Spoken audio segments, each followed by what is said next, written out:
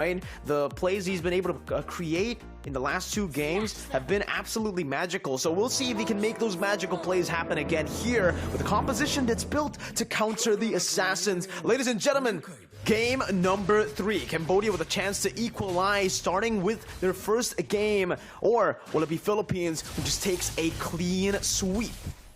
What? 3 in the mid lane coming in from Brent super early on? That's interesting. They want to make sure that Few is able to hit level 2 super quick, but they don't want to risk actually proxying the wave. What an interesting way to play level 1. It's very, very interesting, right? I mean, again, the killing pressure is definitely what you want to try to utilize here as the Julian. Ogun already opening it up right now.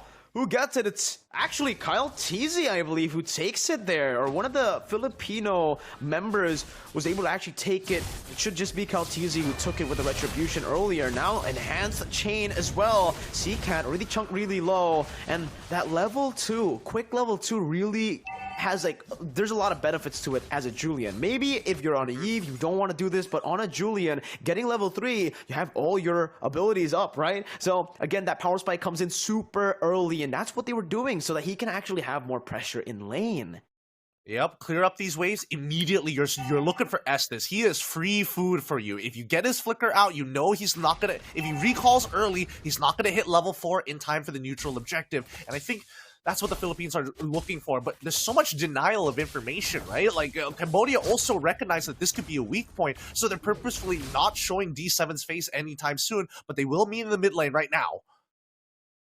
Again, you can already see the pressure placed on by Few. Already a lot of damage right now. Chama has joined in the fray, and the final slash brings them back. Ogwen and Few both the flicker. Few, though, running to the wrong side of the map. This may just be a kill over to Cambodia. Few still able to use the enhanced sword. Will it be? Nope, it's not going to be an execute. It will be first blood, but luckily for Few, it is only on to D7, the Estes. Yeah, but that does mean that D7, he didn't use his flicker at all. And I like the call coming in from the Philippines. It's like, guys, we botched it. We're not going to do it. We're not going to touch this neutral objective. Just posture for it. I'm a steal their camps. The longer they waste just dancing around the turtle, the better it is for us, guys. Let's just chill. They put a lot of pressure, though, down below as well. Not just with the invade here, but unfortunately for Team Philippines, it was a very good clear from Fury. Well played there. Just clears it out, never letting the wave build up. And Super Chama notices that as well. Notices that the Hayabusa is not here. He needs to try to go for some steals by himself as well. And here, he will be able to claim the Lethal Wanderer as well. But Kyle Teasy has a level lead now, jumping in onto D7 with the Shadow Kill as well. Good flicker out, but Kyle through with the Quad Shadow, now caught, and it's almost going to be a kill over. CCAT finds it. Kyle Teasy is down. Few forced to use the enhanced sword, and Cambodia right now have Philippines' number. Dang, call the man CCAT, change his name to C-Bat because that was sexy, man. Whoo! He made sure that it covered the entire stretch. He made sure that it was angled in a way, predicting the movements of Kyle Teasy and making sure that he gets burnt down. Oh, Super Marco. Oh! Oh, speaking of CCAT, right there, the Divine Judgment is actually going to be able to give Super Chama the range to actually use that retribution to take him down. And now the carry's going to have a lot to say in that shield turret down below. Few just trying to stop Chama from the rotations. But Cambodia are doing really, really good in the early game, just like game number 2. Yeah, hopefully we do see that Cambodia is able to maintain this lead, and I think that's been quite the struggle considering the crazy plays that the Philippines have been pulling off so far. Like, they are willing to go 2v3 if they get a pick and escape if it means victory in this game. Absolutely, man. You know, the early game says a lot. Like we mentioned, it is going to be building up. Oh, final slash there, dodged away from by Flap Teasy. A little bit of a skill use there, mistap. Ogwen looking for that pickoff as well. Unfortunately for him, he doesn't have the Divine Judgment. It's just up now. A little bit of a bad timing there, but it's all good. Philippines can just rotate over again to the turtle, this time with a man advantage, knowing that Iesf is down below. They capitalize instantly, just jumping in, collapsing onto Super Chama, but he's super tanky here on the Barats. Has used the Death's Welcome right now. The split comes down, forcing the Shadow Kill to come through right now. It should just be Kyle TZ who takes away the neutral objective, but will fall for the second time in this game as the Hayabusa. Oh, that's so unlucky here. They know for a fact that Glue can pull you out of the way, but without your marksman nearby to actually help you chunk down the Lord, the timing is just so off. The health of the turtle staying so healthy for so long, out of retribution range. And Super Chima, I feel like he got cheated out of that neutral. Definitely, man. That Super Chama was brought out. Oh, phew, just barely getting off, flickering as well. Wow, good read there. CCat with a flicker burn, so 1 for 1 in terms of flickers. More pressure for CCat to play with because obviously Few is forced to recall. Just a good read overall though. Right now, what's strange is Philippines still has the lead when it comes to the gold department. I don't understand. It should just be because obviously of the turret up top, but mainly how they're farming, how they're last hitting, right? Well, let's keep in mind that every time a neutral objective actually happens, we see that Kyle TZ actually goes for a slight invade, sees what camps that he wants to take, knowing that it's going to be difficult to fight for it, so you might as well get some gold on the side. Skim off the top a little bit, you know what I'm saying? Yeah, and it's doing really well right now for Team Philippines, right? Looking at the scoreboard, 4-0, especially with that turtle take as well that Cambodia were able to get early on. I expected the goal lead to be purely on Cambodia's side. So Philippines have been able to manage their losses really, really well right now. And we're going to see them, again, try to look for the siege down below. That should be successful here with the Bennett and the cannon minion. Ogwen doing a good job at zoning them away right now and is looking for more. Grouping up Super Chama. Reads something isn't right here. Just walks around. We take a look at the items. Nothing too crazy so far. We do see the Genius Wand already completed from Few, and it looks like he's going to eventually go into the Feather of Heaven to get a little bit of attack speed when he is completely out of cooldowns but has empowered autos. Let's see whether the same situation happens again, right? Like, keep your eyes on Flap TZ. If he gets on top of Chima, then you know he's going to pull him out. Good cancel on Deathless Welcome though. ATM baited in. Ogwen able to flicker out right now. Flap TZ is mounting D7, bringing him back to the team. The real world manipulation is still able to zone the other members away, and it's Super Chama with the retribution. Kyle TZ can be caught. There's a Divine Judgment comes through. ATM with a flicker down, and the Vengeance as well. But the Shadow Kill comes in clutch to take the kill back. It's a 1 for 1. ATM for Flap, but Cambodia were able to secure the neutral objective. Man, that's such a scam there. It looked like his that vengeance should have worked. Oh, Kyle's dead here, right? Nope, he's still alive! Even though he doesn't get his purple buff, he can technically stick around if he wants to, but Cambodia are not gonna let him.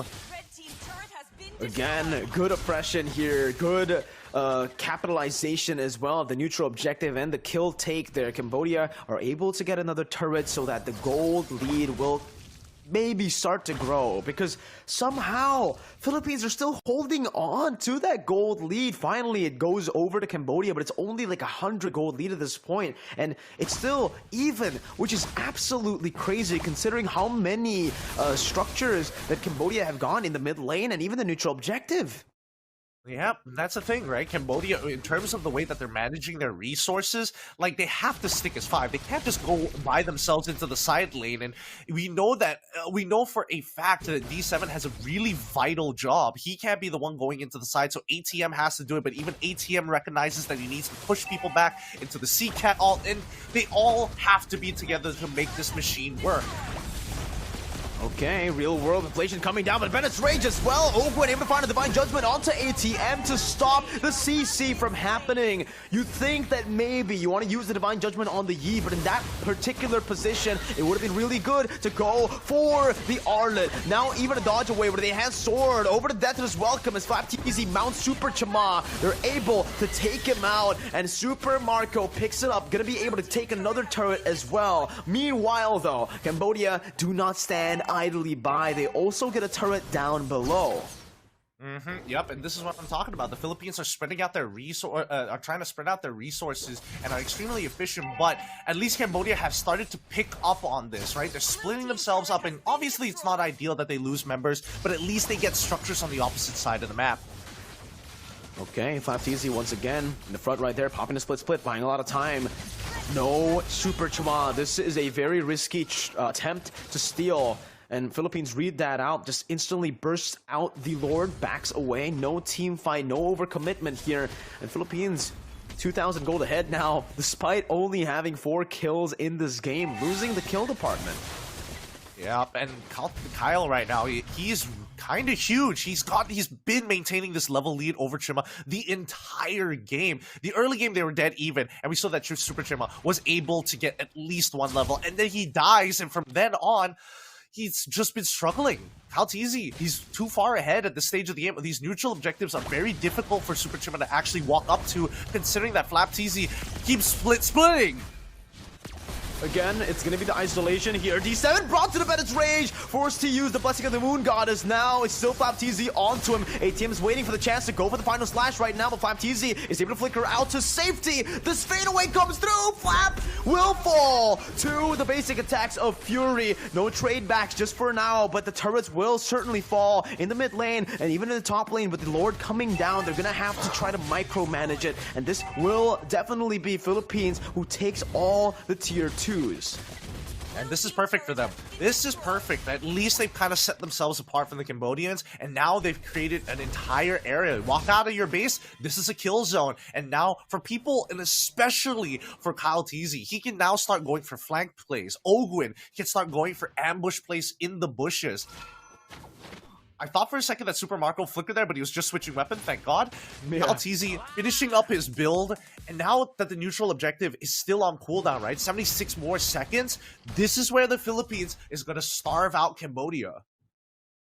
It's a signature, right? The strategy we've seen so many times when you're ahead, when you have a gold lead, when you have the map pressure, you just want to try to suffocate your opponents as much as possible. And yeah, that's what Philippines are doing right now. They're just waiting on the next neutral objective because there's no real reason to force anything right now. They just need to play very patiently. They've already taken all the tier 2s. They're just waiting to crack that base open. Maybe if they get a good pick, if they get a good read, and if they're able to bait a few of the members from Cambodia to walk out of the base, then it will be pretty good for the Philippines to look for that pick off. But other than that, I don't think they should do anything. They should just focus on, again, freezing up these waves. But not even, man. They just want to keep on pushing it in, actually. Philippines shoving in that top lane turret, the mid lane, and even the bottom lane here. So, what's the deal? I guess they see them in the mid lane, right? They see them in the mid lane, they want them to move this 5 and see if they can get an isolated target, because technically the Lord is about to spawn. So keep in mind that the Cambodians are probably thinking, okay, we need to get some vision over it. We need to kind of know what's the situation. We still have our magic sentries up, but we're not going to use it until the very last second, because again, the Philippines, they're not going to be able to chunk this down very, very quickly unless they have all 5 of their members.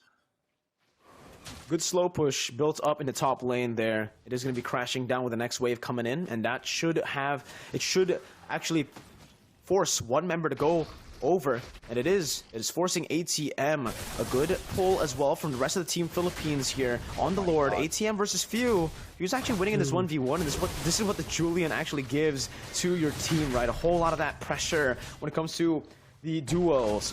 Flapteezy down below now. Oh, Gwen with the Divine Judgment onto the carry. Fury gonna be pulled back, but he's still able to escape right now with the Blessing of the Moon Goddess. And the Shadow Kill comes through. It should be able to take him down with the Mount as well. Super Chama follows him to the grave. Kyle TZ has a double kill here. Oh, Few is able to escape, and he flickers forward to find ATM. Philippines able to out macro Cambodia, and they're able to find 3 pickoffs just with different angles. Honestly, that split screen, I was about to point out that Ogwen was in position in the lane brush to make this happen, and now they're pressing the advantage to try and crack open these inhibitors. They're gonna back off because there's no more minions just yet until Lore comes on through, but this is a beautiful position to be in for the Philippines, right? Now, the high ground defense might get a little difficult, right? They've got enough wave clear, and with this Lord, it technically should be enough. Oh man, you can see the respect given. Flicker out. They use the real world manipulation to try to go for Super Marco. And now with no high ground control, technically that RWM was used up. This will give Philippines a chance to actually try to look for some more. But Calteezy is definitely not in position. Mid lane wave already been shoved down as well. Flap, wow, he wants to go for it. They want to go for it. They get brought back to the team at the final slash. The Divine Judgment finds Super Chama. Flapteezy able to escape with a split. How do they get out of that one? Look, I have no real answer for you. I'm just as surprised as you God. are. They both go in there. They both so deep, and then the counter engage from ATM with the final slash to push them underneath Crystal. You can see how stunned he is. He's just standing there like, guys, how? We have Fury. He does true damage. Let's pull up the items and let's see what he has right now. I mean, he's one item off full build, but he's caught the important trinity of items, the Corrosion Side Golden Staff and the DHS against super tanky members, which his passive technically counters with the true damage. So how? Oh man, I'm trying to think of it as well, because if we take a look at the items for Flap, there's nothing really too surprising, right? It's just a very standard glue build here. This Radiant Armor, Anti-Curse as well. Building towards, there's probably another physical defense item, or maybe an immortality, depending on what he wants to go for. But again, yeah, nothing too special there. It was just well played, I guess, from Team Philippines to be able to escape from a very, very aggressive play. But even then, it's the timing that's really impressive for Team Philippines, right? Because when they go for that crazy play, when they go for a very unnecessary team fight, it's always when it is not crucial. The timing is very good because the Lord was not up. It was still super far from being up, and there was no punish that Cambodia could possibly give over to Team Philippines, even if Flapteezy was caught. Yeah, and they also did it when the waves were spawning. So at least they had some form of spell vamp on top of the fact that at least they stagger the waves even more. So the Philippines have gotten these motions down. It is second nature to them. Few is hiding in a really good ambush spot. The problem is on the opposite side of the map. I'm more scared of Ogwin and Super Marco just menacingly sitting in that brush. Like, the Philippines are fishing for information. The question is, will Cambodia give it to them? I don't know if that's gonna be happening here. I don't know if they're gonna be giving it away to Team Philippines right now. You can already see again, it's just that slow push being built up. They have all the base turrets taken out, so the super minions will be coming through. They don't even need to manage it, but they decide to go for it anyways. They want to shove in that mid lane and build slow pushes in the far lane. Bot lane's gonna be held up a bit more. Super Chama is already looking for an opening here, some way to get out of this desperate situation for Cambodia, because again, they can't really send the Arlet purely into that far lane. Arlet is a mobile hero in team fights, not across the rotation of the map. Up top, all the way down below, that's a lot of time that they're going to be missing away from the Lord Pit that, if you take a look already, Ogwin has positioned very strategically to try to look for a pick-off from the flanks. Yeah, it's, I mean, Shima is now all by himself, and if they can bait at least the ultimate coming in from D7, that would be the most ideal, right? That gives them the green light to fight. That gives them all the tools that they need to actually deal damage to Cambodia without them, you know, walking around, not having to fear it. Now, on the other hand, we do see that the ambush on the bottom side of the map, nobody is walking up to it right now. And Cambodia, they're sniffing this out. They're like, something doesn't seem very right. We don't see Ogwin. We don't see where Super Marco is. And the fact that they're slowly doing this, Lord, it's... Yeah, here we go. There it is, Ogwin now with the Divine Judgment. Bennett's Rage as well onto D7 with the Beater's Passion. D7 gonna be caught low, still even regen. Super Marco finds the kill on the Super Chama as a shadow kill takes D7 down. That's the immortality pot for D7 and Fury. Few now limited damage. He does magic, so the Wind of Nature does nothing. It's a double kill, and the immortality is the only thing that Cambodia can take from Philippines. A wipeout in the 19th minute of the game. Philippines are able to outsmart Cambodia to take a 3-0 clean sweep.